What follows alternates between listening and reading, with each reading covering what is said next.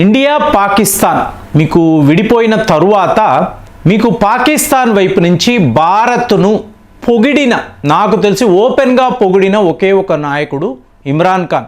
అతను ఏమంటాడు అంటే, మీకు ఈ ప్రపంచంలో భారత్ లాంటి ఒక దేశాన్ని చూడలేరు, వాళ్ళు అమెరికాతోనూ ఫ్రెండ్షిప్ కొనసాగిస్తారు, at the same time Russia యొక్క ఎయిలీగాను ఉండగలరు, ఇలాంటి ఒక దేశాన్ని మీరు చూసారా అంటే, మీకు క్వాడ్ గ్రూప్లో ఉండి చైనాను ఎదిరిస్తారు, అట్ ది సేమ్ టైం రష్యాతో వ్యాపారము చేస్తూ అమెరికాను కూడా వాళ్ళు ఎదిరించగలరు, అలాంటి ఒక విచిత్రమైన దేశము భారత్ అనేది ఇతని ఉద్దేశం.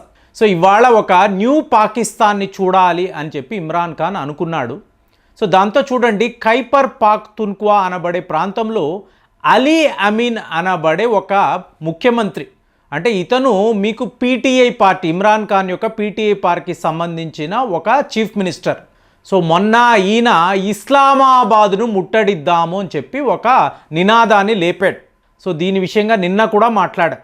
ఏకంగా మీకు వీళ్ళు రావడానికి ముందరే మీకు అక్కడ ఇమ్రాన్ ఖాన్ సపోర్టర్స్, సింధ్ ప్రావిన్స్ అనండి, పంజాబ్ ప్రావిన్స్ అనండి, ఇక్కడ నుంచి మీకు వేల సంఖ్యలో ఇస్లామాబాద్లో డి చౌక్లు అంటారు, మీకు అక్కడికి వీళ్ళు వచ్చారు.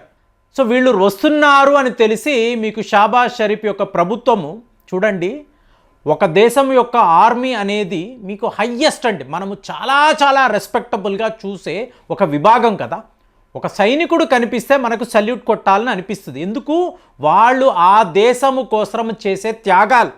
అలాంటిది పాకిస్తాన్ ఆర్మీ ఒక సెక్యూరిటీ గార్డు లాగా చూడండి, ఖతార్లో మీకు వరల్డ్ కప్ ఫుట్బాల్ జరిగింది, అక్కడ ఆ దేశంలో ఆ ప్రాంతానికి రక్షణ ఎవరు, పాకిస్తాన్ ఆర్మీ సెక్యూరిటీ గార్డ్స్, జీతాలకు డబ్బు తీసుకొని మీకు అక్కడ ఫుట్బాల్ స్టేడియం చుట్టూర్తా వీళ్ళు భద్రత ఏర్పాటు చేశారు. అది పాకిస్తాన్ ఆర్మీ యొక్క స్టేటస్ అండి. అలాంటిది ఇవాళ పాకిస్తాన్లో ఎక్కడ ధర్నాలు జరిగినా, ప్రొసెషన్లు జరిగినా, నిరసనలు అంటే పాకిస్తాన్ ఆర్మీ అక్కడ ఉంటుంది. దేశ భద్రత కోసరము ఒక విభాగమని మనం మాట్లాడుతూ ఉంటే, అక్కడ మీకు ప్రొసెషన్ల కోసరము అక్కడ కాపలా కాయడానికి పాకిస్తాన్ ఆర్మీని షాబాజ్ షరీఫ్ ప్రభుత్వం వాడుతుంది. అలాంటి ఒక సిచ్యువేషన్లో ఇవాళ పాకిస్తాన్ ఉంది. సో ఇప్పుడు ఏం జరిగింది, షూట్ అట్ సైట్ అంటే 4000 మంది అన్నారు, 5000 మంది, 6000 మంది మీకు ఇమ్రాన్ ఖాన్ సపోర్టర్స్ ఇస్లామాబాద్ను ముట్టడించారు. దాంతో మీకు కాల్పులు వీళ్ళు కనిపిస్తే కాల్పులు జరపండి అంటే వీళ్ళ ప్లాన్ ఎలా ఉంది, ఏదో ఒక రకంగా ఇమ్రాన్ ఖాన్ని జైల్లోనే హతము చెయ్యాలి, ఇతను బయటికి రాకూడదు. 150 క్రిమినల్ కేసులు, బెయిలు అంటారు మళ్ళీ అరెస్ట్ అంటారు, బెయిలు అంటారు మళ్ళీ అరెస్ట్ అంటారు, ఇతను జైలు నుంచి బయటికి రాకూడదు, ఒక అనువైన సందర్భము చూసి ఇతన్ని వేసేయాలి, ఇది వీళ్ళ ప్లాన్. అంటే ఒక దేశంలో ప్రజాస్వామ్య వ్యవస్థ మీకు గ్రేట్ డెమోక్రసిక్ కంట్రీ అని చెప్పుకుంటారు, అమెరికా వాడు కూడా వాళ్ళకి సపోర్ట్ అంటాడు, అక్కడ జరుగుతున్న దారుణాలను, మన పొరుగు దేశం కదా, మన శత్రు దేశం కదా, వాళ్ళు చేస్తున్న వెధవ పనులు మనం గమనించాలి. అలాంటిది ఇమ్రాన్ ఖాన్ ఉండకూడదు, అతని సపోర్టర్స్ ఉండకూడదు, వాళ్ళు రోడ్ల మీదకి వస్తే షూట్ అట్ సైట్. సో ఇందులో ఏం జరిగింది, విపరీతమైన అల్లర్లు. ఇంకొక వైపు ఖైబర్ పఖ్తూన్ఖ్వాలో షియా సున్నీ ముస్లింల మీకు పోరాటం, ఏకంగా 150 మంది మరణించారు. అలాంటిది ఇవాళ ఏమైంది, 4 ఆర్మీకి సంబంధించిన సైనికులు మీకు చాలా చాలా దారుణంగా కొట్టి చంపబడ్డారండి. ఇక 2 మీకు కామన్ మ్యాన్, సో వీళ్ళు కూడా చనిపోయారు. అంటే ఏంటి, గొడవలు, ఇస్లామాబాద్లో గొడవలు. సో ఈ గొడవలు ఎలాగంటే చిలికి చిలికి గాలివాన అంటాం చూసారా, ఆ టైప్లో ఇవాళ యావత్తు పాకిస్తాన్లో మీకు భీకరమైన అల్లర్లు, అల్లకల్లోలంగా ఉంది పాకిస్తాన్. సో ఇమ్రాన్ ఖాన్ జైల్లో కూర్చొని ఎలక్షన్లో కూడా పాలు పంచుకోలేదండి, కానీ ఇతని పీటీఐ పార్టీయే గెలిచింది. సో దానిని కూడా మోసపూరితంగా షాబాజ్ షరీఫ్ మీకు ప్రజలను ఏమార్చి ఇవాళ అధికారంలో ఉన్నాడు. కానీ ఇమ్రాన్ ఖాన్ పవర్ ఏంటి, అతని శక్తి ఏంటి, అతనికి ఉన్న సపోర్ట్ ఏంటని చూసారు అనుకోండి, జైలులో కూర్చొని కూడా ఇంతంత మందిని ఇస్లామాబాద్ దాకా రండి, ఇస్లామాబాద్కు వచ్చి పోరాటాలు, మీ నిరసనలు తెలపండి అంటే అక్కడికి వచ్చిన వాళ్ళు బ్యానర్లు పట్టుకొని రిలీజ్ ఇమ్రాన్ ఖాన్, ఇమ్రాన్ ఖాన్కి న్యాయము జరగాలి, ఇమ్రాన్ ఖాన్ని విడిచిపెట్టండి అని చెప్పి పెద్ద లెవెల్లో అక్కడ గొడవలు. దీన్నే నేను ఒక సివిల్ వార్ రాబోతుంది అని చెప్పి మాట్లాడుతున్నాను. షాబాజ్ షరీఫ్ ఆపే ప్రయత్నాలు చేస్తున్నాడు, కానీ ప్రజలు అక్కడ ఆగడం లేదండి. ఒక్క ఇస్లామాబాద్ కాదు, యావత్ పాకిస్తాన్లో కూడా మీకు చాలా పెద్ద లెవెల్లో గొడవలు జరుగుతున్నాయి. ఇదంతా ఏమిటని చూశారనుకోండి, చైనా వాడికి తీరని నష్టం. పాకిస్తాన్ని నమ్మి నా ఐరన్ బ్రదర్ అని చెప్పి చైనా సర్వము పోగొట్టుకున్నాడు. కానీ వాడి పగ ప్రతీకారం మనం మామూలుగా చూడకూడదండి. చైనా వాడు ఇవాళ పాకిస్తాన్పై పగబట్టాడు. ఆ పగ ఎలా ఉంటుందంటే, ఈ ఖైబర్ పఖ్తూన్ఖ్వా అనబడే ప్రాంతం ఉంది చూసారా, దీనిని ఆఫ్ఘనిస్తాన్తో కలిపేస్తే, అంటే ఒకవేళ ఆఫ్ఘనిస్తాన్ ఆ సరిహద్దుల్లో దీన్నే నార్దర్న్ ప్రావిన్స్ అని అంటారు, నార్దర్న్ ఫ్రంటియర్ అని కూడా అంటారు. సో అక్కడ మీకు ఒక చిన్నపాటి యుద్ధము చేసి ఖైబర్ పఖ్తూన్ఖ్వాని ఆఫ్ఘనిస్తాన్లో కలిపేయగలిగితే ఆటోమేటిక్గా చైనా వాడి బెల్ట్ అండ్ రోడ్ ఇనిషియేటివ్ మీకు మళ్ళీ గాడిలో పడుతుంది. కానీ చైనా పాకిస్తాన్ ఎకనామిక్ కారిడార్ టోటల్గా ఆగిపోతుంది. ఇలాంటి ఒక ప్రయత్నంలో వేరే మార్గమే లేదు కదండి. చైనాకు వేరే ఆల్టర్నేటివే లేదు.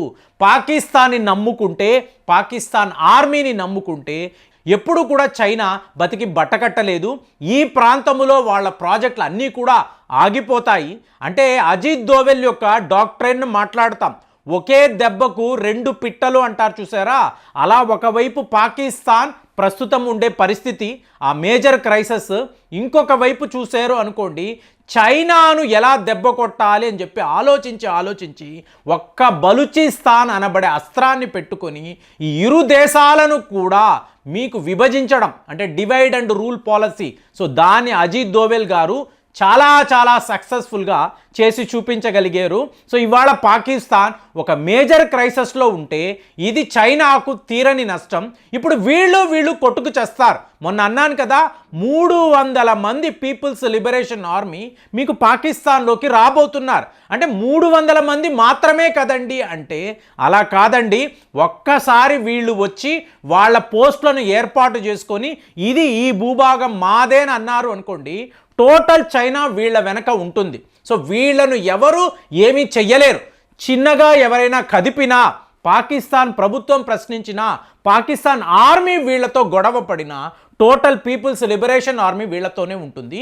ఈ భయము పాకిస్తాన్కి ఉంది. సో ఫైనల్గా మనము అంటున్నా, గత 3 ఏళ్ల నుంచి మాట్లాడుతున్నా ఈ 3 ముక్కల ఆట అంటున్నాం చూసారా, ఇవాళ పాకిస్తాన్లో రియాలిటీ కాబోతుంది.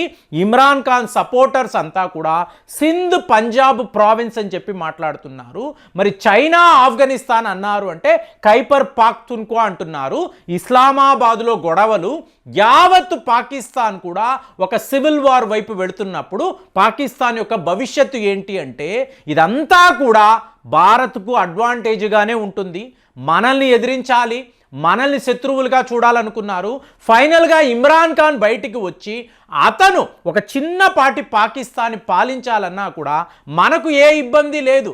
మనము అనుకున్న ఆ టార్గెట్ అనేది మనం సాధిస్తాము. మరి ఇప్పుడు చైనా వాడి ప్లాన్ ప్రకారము ఆఫ్ఘనిస్తాన్తో కలిసి పాకిస్తాన్లో ఉండే ఒక భూభాగాన్ని మీకు విభజిస్తాడా, విభజించి తన బెల్ట్ అండ్ రోడ్ ఇనిషియేటివ్ని ముందుకు తీసుకువెళ్తాడా అంటే ఆఫ్ఘనిస్తాన్, ఇరాన్, యూరోప్ ఇదే కదా ప్లాన్.